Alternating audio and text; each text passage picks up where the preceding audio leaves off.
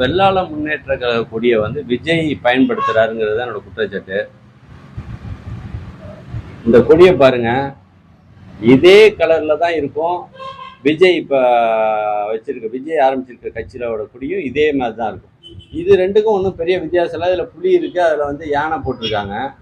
இதை வந்து கிராமங்கள்ல வந்து இந்த வெள்ளாள முன்னேற்ற கழகம் அந்த கொடியை கொண்டு போய் சேர்க்கறதுக்கு, இந்த கலரை கொண்டு போய் சேர்க்கறதுக்கு ஒவ்வொரு இடத்துலையும் எவ்வளவு இன்னல்களை, எவ்வளவு பிரச்சனைகளை சந்திச்சு அவங்க எல்லா கிராமங்களையும் சென்றடைஞ்சிருப்பாங்கிறது எல்லாருக்கும் தெரிஞ்ச விஷயம்.